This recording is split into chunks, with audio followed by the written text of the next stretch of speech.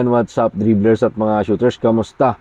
Kamusta po kayo? Sinabi ni Coach Tim Cone sa pagkakakuha ng Magnolia kay William Navarro via trade kay Calvin Davis Abueva. At eto naman ang inamin ni Coach Chito Victolero na mayroon silang maling nagawa, maling desisyon sa huling bahagi ng bakbakan ng Magnolia at ng Barangay Ginebra San Miguel. Tara, sama-sama po nating pag-usapan, talakayin yan matapos po akong maglamping ng isang like, share, comment down below, and don't forget to subscribe and hit that notification bell button para lagi po tayong updated sa ating pong mga video at lahat po ng ating shoutout. Nasa dulong bahagi lang po ng video ito. Tinalo ng Barangay Ginebra San Miguel ang Magnolia na Sunday night dyan sa loob ng Smart Araneta Coliseum sa isang madikit na laban na nagtapos 85-81. Pero sinabi nga po ni Coach Tim Cone na aasahan nating lahat na mas magiging mabigat ang Magnolia kapag ito nakakapag-adjust na sa kanilang sistema si William Navarro. Sinabi nga po ni Coach Tim Cone na may major upgrade na ginawa ang kupunan ng Magnolia sa pagkakakuha nila dito kay William Navarro. Kapalit nga po yan ng veteranong si Calvin Abueva at Cherick Palanza at isa pang second round pick. Narito po ang mga sinabi ni Coach Tim Cone sa ulat ni Ruben Tirado ng Spin.ph.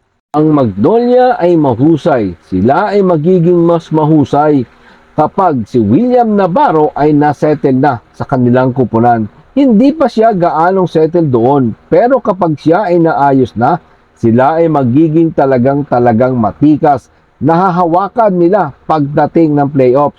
Tinalo namin sila ngayong gabi ang isang matikas na kupunan. Yan nga po ang sinabi ni Coach Tim Cone matapos bumalik ng kanyang Barangay Ginebra San Miguel mula sa 10 puntos na kalamangan ng hotshot. Matapos silang lumamang ng 10 puntos na isang tres na galing nga po yan sa pukol ni William Navarro. 71-61. Sa nasabing bakbakan, nagtapos lamang itong si Navarro tanga ng 5 puntos at nagpitas ng 4 na rebound. Yan nga po ang kanyang ambag sa kanyang debut game sa Magnolia.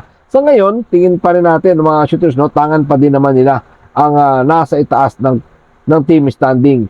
Kapantay po nila dyan ang NLEX Road Warriors na meron ding 7-2 win-loss record. Sa unang laro ni Navarro sa Magnolia, wala pa nga pong chemistry, unfamiliarity pa etong si William Navarro. Sinabi nga po ni Coach Tim Cone na talagang talented ang kupunan ng Magnolia kapag nakapasok na nga po etong sa sistema, etong si William Navarro. At tingnan natin kung anong adjustment ang gagawin naman ni Coach Chito Victolero. Ito't pag-usapan naman po natin itong mga inamin ni Coach Chito Victolero. Alam ni Coach Chito Victolero na hindi basta magpapatalo ang Barangay Ginebra San Miguel ng walang laban. Kaya nung tumawag si Coach Tim Cone ng isang timeout, lamang po dyan ng 10 puntos ang Magnolia. At malinaw naman ang naging paalala ni Coach Chito Victolero sa kanyang mga manlalaro na kayang pumalik ng hindi lamang ilang beses na nga pong ginawa yan sa kanila ng Barangay Ginebra San Miguel. Kaya wag nilang bibigyan ng pagkakataon bumalik ang Barangay Ginebra at yun ang gagawin yan.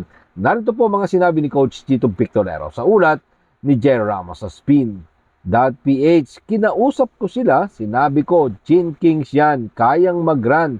Dapat kaya nating harapin ang unos. Yan nga pong sinabi ni Coach Chito Victolero sa kanilang naging huddle at yun din mismo ang nangyari.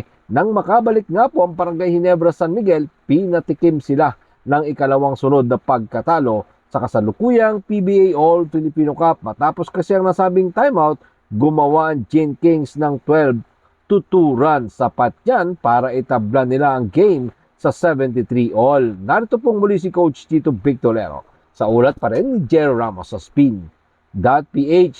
We expect naman that it will be a close game down the stretch.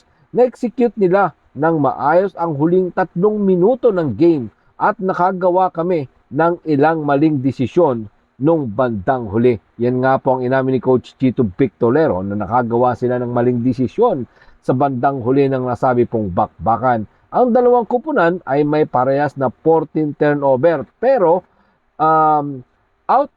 na-outscore po ng Gene Kings ang Magnolia sa point of turnover. Sapat yan para gawin nila itong bounce back win ng Barangay Ginebra San Miguel matapos ang kanilang pagkatalo sa kamay nga po ng defending All-Filipino Cup champion na Meralco Bulls last Friday's 82-73.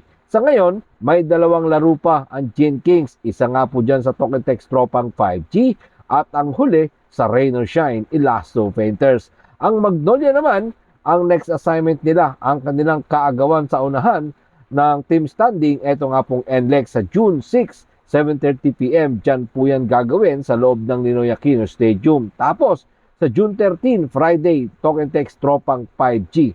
Diyan pa din po yan sa loob ng Ninoy Aquino Stadium. So, dapat maipanalo nila ang kanilang dalawang huling natitirang mga laro. Ganon din sa Barangay Ginebra San Miguel para masiguro nila o makasiguro sila na makapasok sa twice to beat advantage. Maraming salamat po sa inyong panonood. Ano naman po ang inyong maging opinion?